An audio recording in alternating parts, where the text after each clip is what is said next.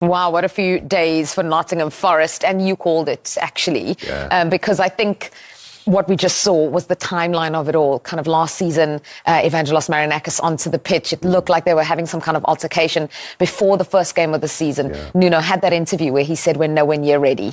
Then the next week, talking about the fact that the relationship had broken down, and then game 3, and he's gone. What a timeline. Well, the relationship between him and the owner clearly fractured at the back end of last season, where they had Champions League football in their grasp. You could see the owner was not happy at letting it slip.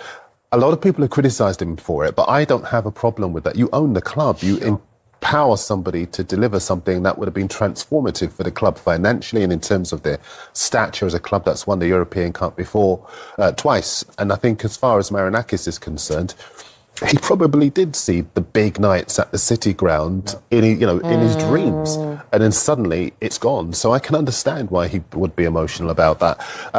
As far as Nuno is concerned, he did do a good job in relative terms, but when you're talking about the fine margins, and this guy knows, having won the league with Blackburn, unfashionable club, suddenly coming and upsetting the elite, you get the job done. Kenny Dalglish got that particular job done, and when somebody doesn't do that, the brutal nature of elite level football is that you get someone who you believe can. I'll probably surprise you, but I do agree with you. From a manager's point of view, normally a manager will stick up for him. You cannot go public. He knows Marinakis. He knows him better than most of us. Yeah, you cannot go in front of the cameras and talk about your boss like that. If you do that, there's a good chance you're going to lose your job, and that's exactly what's happened to him. And it was almost, and I hate to say it, as if he got what he wanted in the end. Edu's come in. It's up to the owner to decide the structure of the club. Edu's come in, whereas previously Nuno was dealing with Marinakis regarding signings. Edu's come in, he's put his nose out of joint, and he doesn't like it. But unfortunately, you've got to get on with it. Absolutely. If the tail keeps wagging the dog, nothing will ever happen. You've got to be the boss. Marinakis is the boss, and he's showing him, I'm the boss, and now I've got a new man coming in there. It will be very interesting. This is not Nuno in front of the cameras. This is Ange Postecoglou. He's a delight for all of us because he gives us sound bites time and time again. Yes. But he talks from the heart. He speaks from the heart, just like the owner. It could be the perfect marriage, or it might not last very long. Oof. OK, well, Ange Postecoglou spoke about how he felt about taking the Forest job and trying to win a trophy in his first season. Yeah, really excited. I mean, it's obviously great to be in charge of a club with such a storied history, who I firmly believe are on their way up, and I think it's a great place for me to be. If you asked me at the start of the year, would Nottingham Forest would be a possibility, I would have said to you, no way, because the job that Nuno had done and the trajectory the club was on. But it presented itself, and I said I was happy to take it. And in terms of the style question, again, look, it's pretty familiar territory for me. It was a similar when I took over at Spurs. They wanted to change kind of the way they played, but it's a little bit different this time. Obviously, with me taking over, 3 games into the season, it'll be a gradual process. I love creating things that are lasting. I think every club I've been to, I'd like to think I'll be welcome back, because I think I've left a mark, and that's what I want to do here. But again, all that sort of takes time. I think the one thing that the fans will know with me is that I've set my mind to do something. I'll see it through, and hopefully I can bring some special times to the football club. Well, we know you win a trophy in your second season. I won a couple in my first as well. Celtic, I won a double in my first year, so there you go. Can you win one in your first then? Yeah, well, of course I can, yeah. I mean, I may have to have a second year here, mate.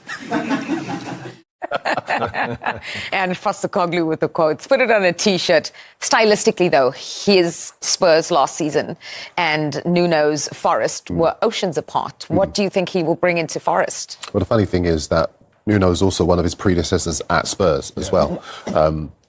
And Tim will know, at Spurs there was that demand for free-flowing football. I think he'll bring that to Forest. There are 2 reasons why I think he'll do well. The first is that Forest have a far better defensive base than Spurs. Sells was in competition for the Golden Glove last season. Yep. The two centre-halves are outstanding, in particular Murillo. And at the in the fullback positions, they're strong as well. Yeah. Whereas he had to do a bit of surgery to be able to get to where he wanted to be. And he was massively affected by the injury problem. That seems to be a dark cloud over Spurs. The other reason why I think he is going to do well is because he's outside of London. The spotlight will not be as heavy on him as it is there. And he will get the freedom to be able to really build something, build that momentum.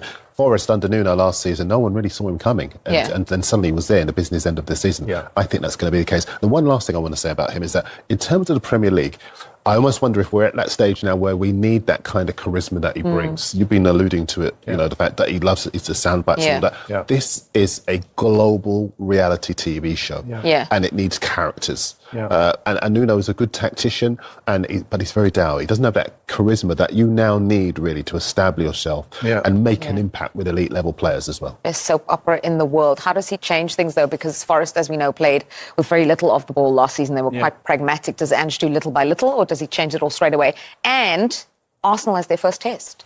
I'm the only surprise for me that after he got the job that he couldn't drag it out after the Arsenal game. I think I would have said to Mr. Marinakis, is there any chance I can send it to my lawyers and then I'll get back to you after the weekend? I mean, come on, Ange, use your brains now. It's much better. Swansea and Burnley, Betis, that's much easier. Starting off with Arsenal. You don't want to get beat off us, but look, it's a hiding to nothing for him. I mean, just go in there. Listen, he goes in there and he'll play. He won't change, to answer your question, he won't change everything. They're not going to reinvent the wheel there straight away. But I'll tell you one thing, the last 3 days he's had training. Once he gets a few of them back from international duty, like he'll never run before, because they are going to have to get the ball back very quickly. That's what he demands. First one, nearest to the ball, go and get it back, we'll funnel in behind. But I think I can't see him being like Mickey van der Ven and Romero right on the halfway line. I think that Milinkovic at the back there hasn't got the pace to be able to do that. No. I think that Ange will tweak it slightly. I don't think he gets enough credit for his acumen of tactics. The guys know what he's doing, and I think it's a really encouraging appointment for Nottingham Forest. I really do. Yeah. I'm delighted to see him back. I thought he was harshly treated at Tottenham. To win a trophy and then lose your job. Yes, he lost 22 games. I know people are screaming at in the Premier League, but he made a decision very early out, probably January time, that the squad of players what Tottenham had could not perform and be competitive on all levels. So he picked one competition, what he felt was the one to, and it was probably the best one to pick, because by winning it and getting the open top pass, you qualify for the Champions League. He's left them with a massive present, and there should be a statue of that man outside that football club alongside Daniel Levy. So Tim gives it a... Arsenal will take on Nottingham Forest as the Premier League returns following the international break. The Gunners will take on the Forest side at the Emirates in the lunchtime kickoff on Saturday. Arsenal manager Mikel Arteta has confirmed that Bukayo Saka will miss the Premier League match against Nottingham Forest as he continues to recover from a hamstring injury. Saka is working hard on specific recovery training and progressing well, but his return will depend on how he responds once his workload increases. Arteta also said Saka's availability for the upcoming Champions League opener against Athletic Bilbao and the next Premier League game against Manchester City is still uncertain, with no return date yet confirmed. Bukayo's still out and has trying to get back as quick as possible, but we need to respect that process, the boss said on Friday afternoon. He's evolving really well, with very specific